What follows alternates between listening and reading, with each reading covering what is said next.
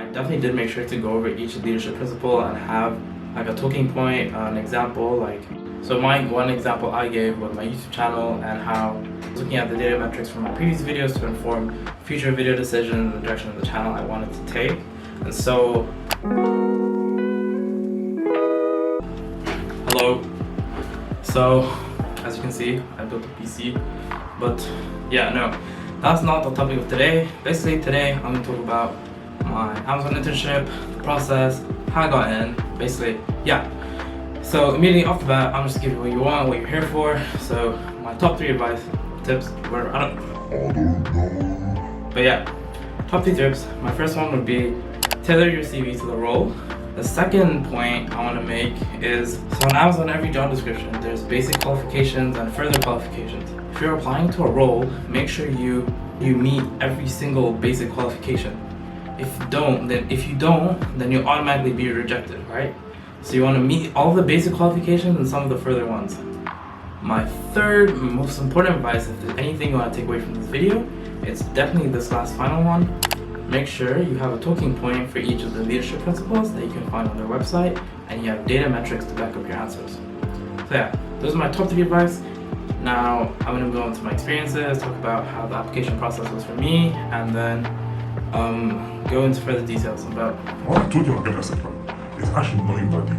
Yeah. So I applied to multiple roles actually in Amazon, like business analyst, business development, marketing. Because in Amazon, you can apply to as many roles as you want, but one role won't affect the other application, if that makes sense. So for business development, I applied all the way in October, and oh my god, they literally replied to me in April, and they sent me like a test. So previously for the other role, like marketing or whatever, I did like a online test, like a regular one. But for this one, I don't know why they sent me like an English proficiency test, which felt kind of racist, but whatever, we move on.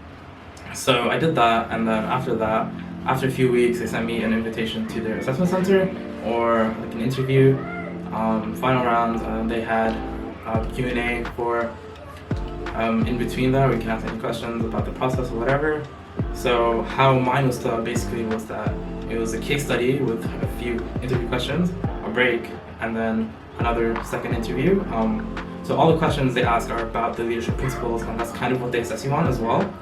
So how Amazon kind of works is, once you've done the interview, the interviewers, like they will discuss with a bar raiser, and the bar raiser is basically like, will this candidate perform better than our current employees? So at Amazon, you're already held to like such a high standard, and after that, like they'll go back and forth and then make a final decision. So honestly, like for me, it was like, this was like one of my last interviews. I should get some sleep.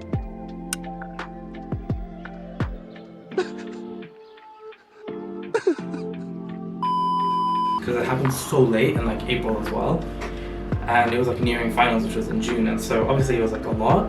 And for me, like I didn't actually deep how important it was, but I definitely did make sure to go over each leadership principle and have like a talking point, an example, like I did XYZ, which did this. So then definitely like the most important thing is like craft your answers and also practice. So one thing that I didn't do, which I wish I did more of, like my practice was usually like talking to myself and like trying to do the question answers and interviews myself, which isn't like the best idea.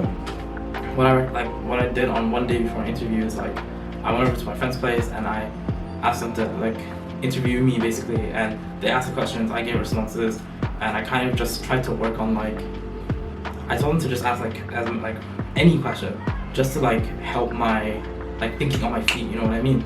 Thinking on my feet, giving good quality answers, even if I'm like if I get caught off guard type of thing. And honestly, that really helped me because they gave me their feedback and had to improve my answers, because like at the beginning of that session, of that interviewing prep session, I was literally garbage. And at the end of it, like I had an idea on how to structure my answers, how to use the data metrics to back up what I was saying to inform my answers. And when you're in an interview, you want to follow,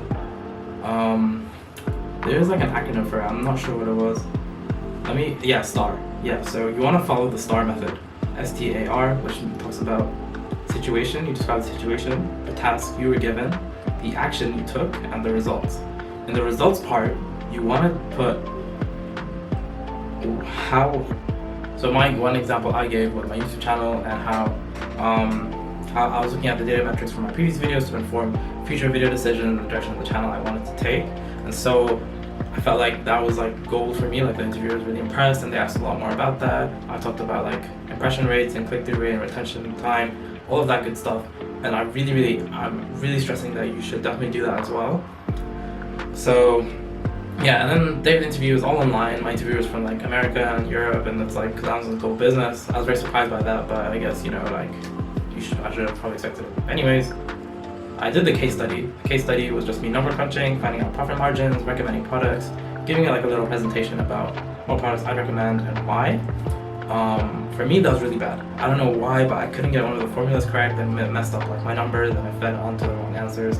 And so when I was presenting, I realized I also made a mistake on one of them, and I acknowledged that, which in hindsight was a good thing, but in the moment, I just felt like I did so horribly. You are dumb, unattractive, overweight, unworthy, untalented.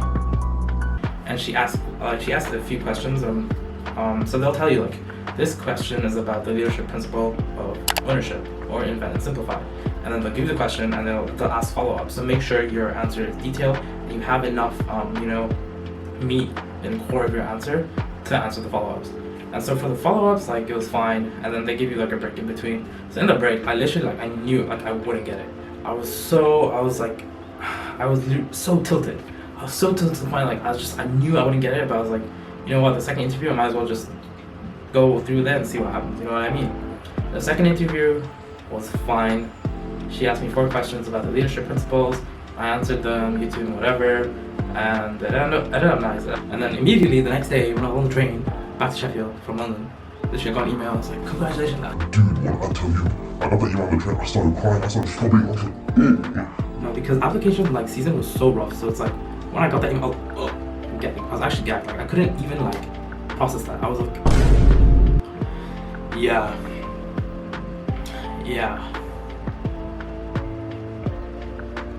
Deep. Oh, okay. So I'm gonna move on to like my how to stand out type of section to advice. Obviously, I'm not a recruiter. First of all, let's clarify that. I'm not a recruiter. I'm not a bar raiser. I don't work in any student recruitment at Amazon. So take everything I say with a grain of salt. It's a very personal perspective. I'm not gonna give like crazy advice, like very small stuff. So remember the STAR method I told you about previously?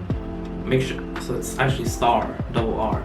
So you want results, where it talks about your data metrics, how you got there, and how you like the data metrics like relevancy, how you got that data and what you use it for, and reflection. So you want to be like, from this experience I've learned XYZ.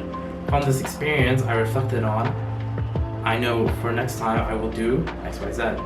So that really shows importance that you're learning from experiences. You're not actually just doing them.